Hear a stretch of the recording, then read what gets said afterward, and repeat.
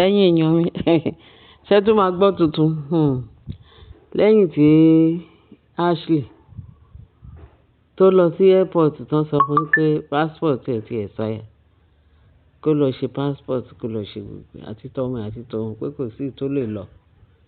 Wọ́n ní tẹ bá rí bó ṣe ń bẹ̀bẹ̀, wọ́n ló bẹ̀ wọ́n gidi gan. At the end of the day, kò ṣáà ṣe é ṣe. Ó wá padà tó wá passport, ibi tó ti ń wá passport tó fẹ́ lọ renew. Ẹ̀dẹ̀ mọ́ ikú tán lọ renew passport kò ń tètè jáde. Kì í ṣe jọ́tẹ̀ lọ́bẹ̀ tó máa jáde. Tí 19 sísìn ó ti ní kọ́mọ́. Kò ṣáà tí ì rí passport.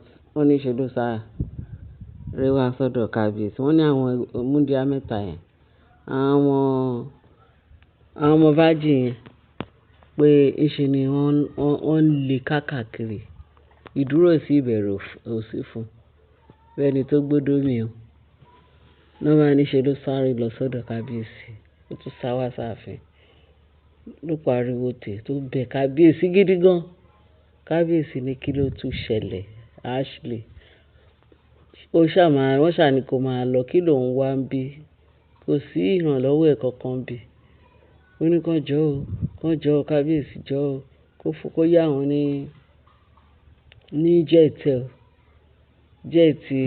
plane jet ẹ̀ kó jọ̀ọ́ kó fi gbé òun lọ sí UK kóun sá kúrò ní Nàìjíríà nítorí pé tó bá wà Nàìjíríà pé àwọn ọmọ tó fi ṣe sacrifice yẹn pé wọ́n máa torment òun. Pé tóun bá pẹ́ jù bíbá pé wọ́n máa torment òun pé ó kàn sá kiri.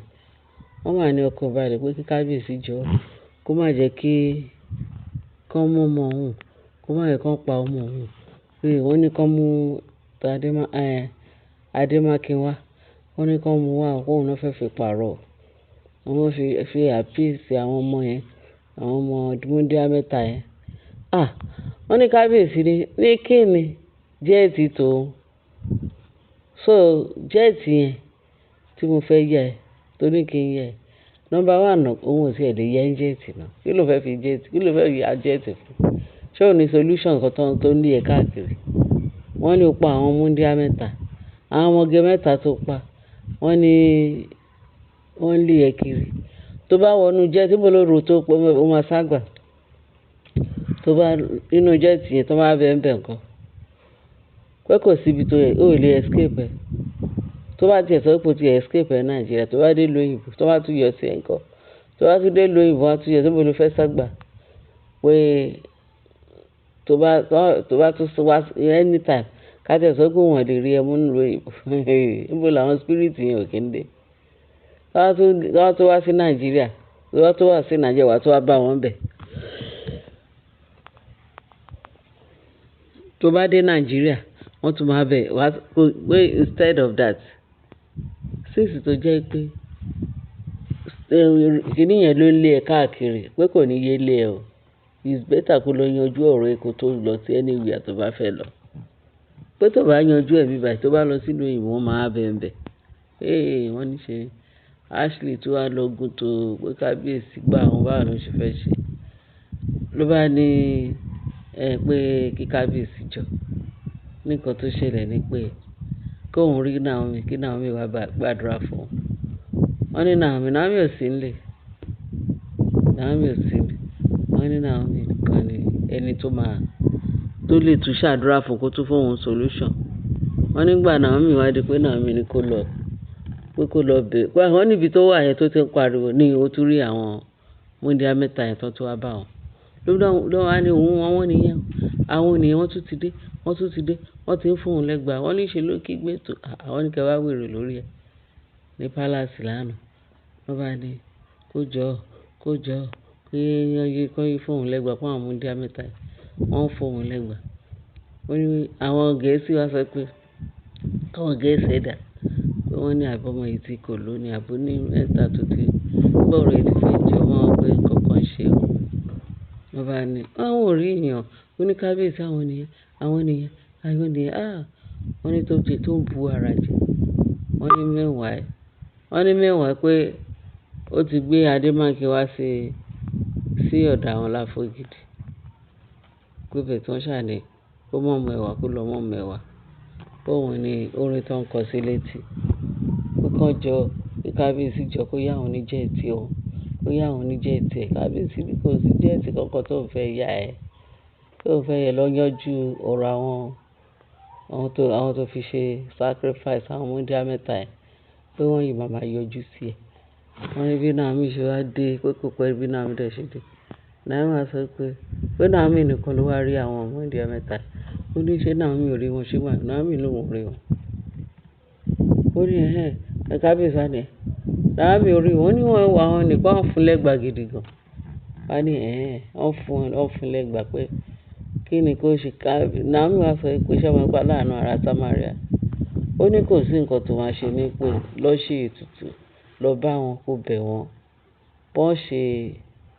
bọ́n ṣe máa gbà ẹ́ ṣe bí omi ló ti wá àwọn ọ̀rẹ́ wọn àbọ́mọ wọn pé kó lọ pé kó mọ nǹkan tó fẹ́ ṣe báwọn nìkan náà lè yanjú ọ̀rọ̀ yẹn pé àìjẹ́ bẹ́ẹ̀ pé kò sẹ́ni tó lè yanjú ẹ̀ ibi tí incident yẹn ti ṣẹlẹ̀ ibẹ̀ ló ti máa lọ bẹ̀ wọ́n pé kó túbọ̀ lọ bẹ̀ wọ́n. Wọ́n ní nǹkan tó tún fi sáko wọ́n ní Naomi ló tiẹ̀ fún ní guideline tó fún ní solution tó fẹ́ gbà ọ̀nà tó fẹ́ gbà tó máa fi ṣètùtù. Kò dẹ̀ mọ̀ kó ti lọ́bẹ̀ wọ́n ti fún lẹ́gbàá wọ́n ti ní wọ́n ní Ìyẹ́mọ́lú ní òun ò gbà. Ó tún wá passport kò tún rí passport ló ṣe tún padà wá sáàfin pé kí kábíyèsí yá wọn ní jẹ́ẹ̀tì plane jet tóun bá tí plane jet ṣe mọ̀ pé kò ní passport láti fi wọ́n máa fò gbogbo àwọn protocol tó wà lọ́nà ó máa fò gbogbo wọn dá tí ò ní sẹ́ni kankan tó máa yí rí ẹ o ṣó yé wa so kò jẹ́ bó ṣe jẹ́ bí Ashley ṣe wọ́ọ̀gà oníyàn o bí Ashley ṣe wọ́ọ̀gà oníyàn o Ashley mo sọ fún wa lẹ́ẹ̀kan pé tí wọ́n tún ìgbésí ayé wa ibi wọ́n bá ti ṣe bí wọ́n máa sá tèfètèfè ni Ashley wá ní kí kábíyèsí yá wọn ní jẹ́ẹ̀tì kó gbé wọn lọ sílùú òyìnbó kóun sáfì àwọn virgin tó pa kóun sáfì wọn lẹ̀ ní Nàìjíríà bí àjẹbẹ̀ kí kábíyèsí fẹ́ kí wọ́n pa ọmọ wọn ni ṣé wọ́n fẹ́ kàn pa Adémákinwá òun ò dẹ̀ fẹ́ kàn pa Adémákinwá torí ẹ̀ ló ń bá àwọn ọmọ yẹn ń ṣe òun fẹ́ gbé ọmọ yẹn sá nítorí Adémákinwá kóun lè gbé Adémákinwá sá rí pé nǹkan bẹ̀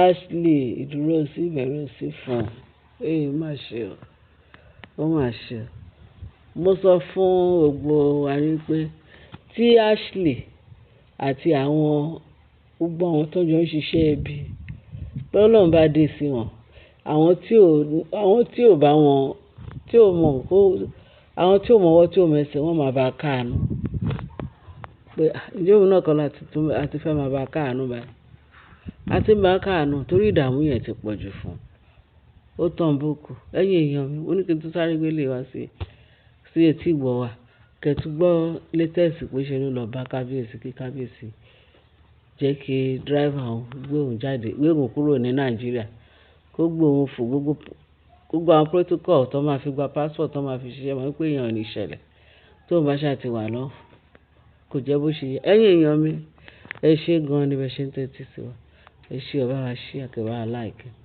kéde wa mi subscribe kẹfì tó kù sí comment section ẹ ṣé gan-an Ọlọ́run á wà pẹ̀lú wa o Jésù Kristi Olúwa wa àmín.